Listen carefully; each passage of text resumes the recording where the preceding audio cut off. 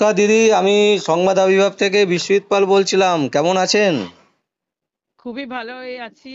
আজ খুবই উচ্ছ্বসিত, উজ্জীবিত এবং আনন্দিত যে টিএমসি আমাদের ফলাফল খুব ভালো হয়েছে 2019-এর থেকে, এবং আমরা আরো ফুল স্ট্রেংথে বেড়েছি এবং অল ইন্ডিয়া পার্টির মধ্যে রিজিওনাল পার্টি, যেখানে ইম্পর্টেন্ট পার্টি হিসেবে আমরা নিজেদের গুরুত্ব পেয়েছি এবং এস্টাবলিশ করতে পেরেছি বিং এ রিজিওনাল পার্টি।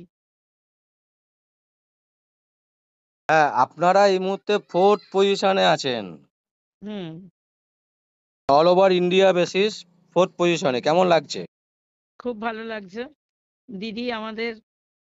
দিদির উন্নয়ন, দিদির মুখ মা মাটি মানুষের, এবং আজকে আজকে যে এইখানে মহিলা লক্ষ্মী ভান্ডার থেকে, কন্যাশ্রী থেকে আজকে যে বিরোধীদের কটাক্ষ, সেটা উপলব্ধি করতে পারছে রন্ধে রন্ধে তাদের, যে তারা আজকে বিন্দুতে বিন্দুতে যে আজকে তারা যে কটাক্ষ, সমালোচনা, হাস্যপ্রদ যত রকমের কুৎসা করেছিলেন, তারা আজকে উচিত জবাব পেয়েছেন। সেটা দিদি এবং অভিষেক, আমাদের সুপ্রিমো এবং যুবরাজ, আজকে ইউথ যুব ঝড় বইয়ে দিয়েছে, সবুজের ঝড়, যেখানে প্রতিধ্বনি হচ্ছে যে যুব সম্প্রদায়ের লোকেরা কিভাবে উজ্জীবিত হয়ে ভোট দিয়েছে, এবং মহিলারা যারা নেক্সট গুরুত্ব পাচ্ছে পার্লামেন্টেরিয়ানে, তারাও কিরাম ভোট প্রদান করেছে। আচ্ছা দিদি, সব থেকে গুরুত্ব বিষয় যেটা হচ্ছে, আপনার কি মনে হয়, কোন দুটো কারণের জন্য বিজেপির এতটা খারাপ রেজাল্ট করলো পশ্চিমবঙ্গ এবং ভারতবর্ষে? বিজেপির ঐধ্যত, তারা টোটালি অ্যানার্কিস্ট হয়ে গেছে, এবং সিবিআই, ইডি এজেন্সি দিয়ে তারা ভাবতো যে মন্ত্রীদের জেলে ঢোকাবে, ভয় পাবে, এইসবগুলো ডিটারেন্ট, এবং মানুষের জন্য তারা কোনো কাজ করেনি, শুধু পাবলিসিটি। আজকে জিএসটি লাগিয়ে দিয়েছে, মানুষ বেকারত্বে কোথায়।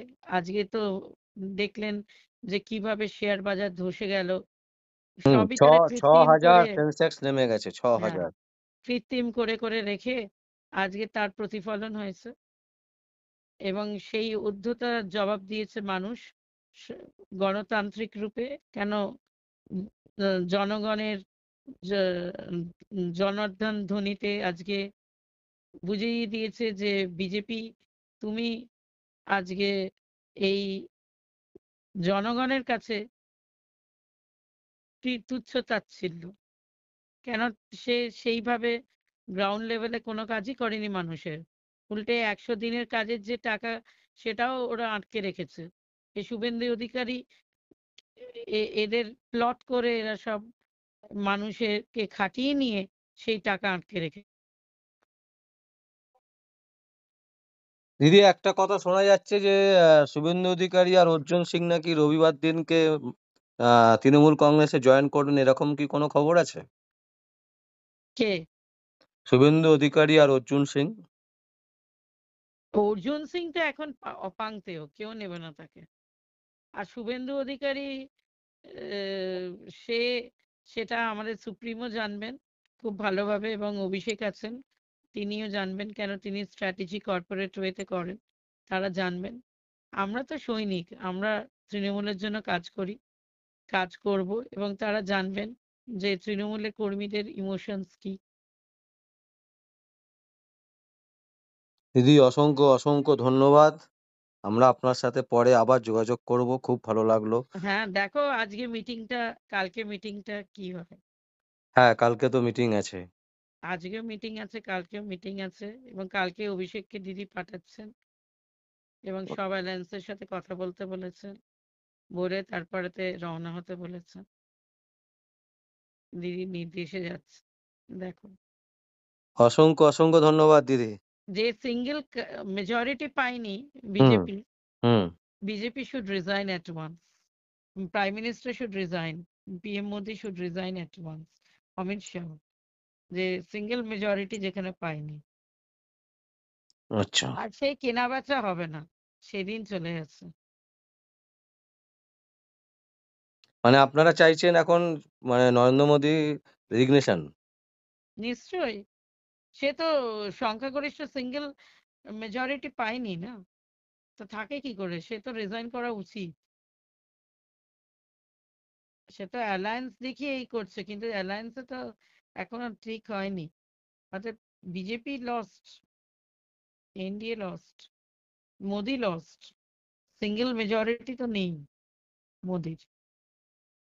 আচ্ছা, এক্ষেত্রে তো ইন্ডিয়া জোটেরও তো নেই, মানে কংগ্রেস বলুন বা মানে আরে ও তো তৃণমূল। পিএম হয়ে রয়েছে এবং সেখানে সেখানে নিজে তো আসতে পারেনি, তাহলে তাহলে কালকে আমরা মোটামুটি জানতে পারবো যে আগামী পদক্ষেপ কি হচ্ছে না হচ্ছে হুম, তৃণমূল কংগ্রেসের, তাই তো? তৃণমূল কংগ্রেস আরো অ্যালায়েন্সদের এবং দিদি অভিষেক আছেন, তারা সব ঠিক করবেন। তারা সুপ্রিমো, তাদের জন্য আজকে ভোটটা, দিদির জন্য। দিদির যে উন্নয়ন, মানুষের যে উচ্ছ্বসিত জোয়ার, সেই উন্নয়নে আজকে Lakshmi Bhandar, Kanyashree, Yuvashree, highway, high roads, bridges, এইসব নিয়ে গ্রামের যে বাড়ি ঘরদোর যেগুলো দিয়েছে, 100 দিনের কাজ দেয়নি তাও অভিষেক ডায়মন্ড হারবারে দিয়ে গেছে, বিধবা ভাতা দিয়ে গেছে। এইসব গুলো অনেক গ্রাউন্ড লেভেল রিয়ালিটিতে কাজ করেছে ওরা। উন্নয়নের কাছে কিছুই নয়, সেটাই জনগণ দেখিয়ে দিল। বাংলার মানুষ দুহাত ভরে আশীর্বাদ করলো, কি বলবেন বাংলার মানুষের প্রতি আপনার বাংলার বক্তব্য কি থাকবে? মানুষের তো সত্যিকারের, তারাই হচ্ছে মেন, তারাই হচ্ছে নির্বাচন মণ্ডলী মেন সদস্য, তারাই সৈনিক। বাংলার মানুষ যে বুঝেছে যে এখানে বিজেপি হচ্ছে এক, মানে আহ, আহ, যে দল যেখানে সব সময় স্বৈরাচার প্লাস ধর্ম নিরপেক্ষ তো নেই। এই লালা করে কি এই করে দেখলেন তো ইউপিতে ওদের মন্ত্রীরাই হেরে গেল 6খানা সিট। তো এইসব করে হয় না। আমাদের দেশটা হচ্ছে ডেমোক্রেসি, এবং সেখানে সোশ্যালিস্ট সেকুলার ডেমোক্রেটিক কান্ট্রি, সেখানে এইসব চলে না ধর্ম নিয়ে। যারা ধর্ম নিয়ে বারবার ও, ও, এই নিয়ে রাজনীতি করবে, তাদেরই পদস্খলন হবে। এটা ধর্ম নিরপেক্ষ দেশ, সেখানে স্বতঃস্ফূর্ত সব মানুষ নির্বিশেষে বাস করে এবং উন্নয়ন মুখর, সেটাই হলো। মানে এবং তাহলে আপনি বলতে what চাইছেন Bengal যে thinks রামচন্দ্র today, সেভাবে সাড়া দিল না? India thinks tomorrow। না, সেভাবে তো হলো ইউপি, ধস নেমে গেল ইউপি। একদমই। কোনোদিন এটা এইভাবে রাজনীতি চলে না। মানুষ এত বোকা নয়, এটা বোঝা উচিত সব রাজনীতি দলদের। জনগণের একদম, জনার্দন। একদমই, একদমই। দিদি অসংখ্য অসংখ্য ধন্যবাদ। আপনি অসংখ্য আপনার মানে ধন্যবাদ ইন্টারভিউ তোমাদেরও। দেওয়ার জন্য অসংখ্য ধন্যবাদ। ভালো তোমরা থাকবেন, সুস্থ অক্লান্ত থাকবেন। পরিশ্রম করে আজকে এই জায়গায় এসছো, এত ইউটিউবে মানুষের কাছে ঘরে ঘরে পৌঁছে দিচ্ছ। তোমাদেরও অসংখ্য ধন্যবাদ। তোমরা ইলেকশনের প্রচুর পরিশ্রান্ত, অক্লান্ত পরিশ্রম করেছো, তার জন্য তোমাদেরও অসংখ্য ধন্যবাদ, মিডিয়াকে, ইউটিউবকে। অসংখ্য অসংখ্য ধন্যবাদ দিদি।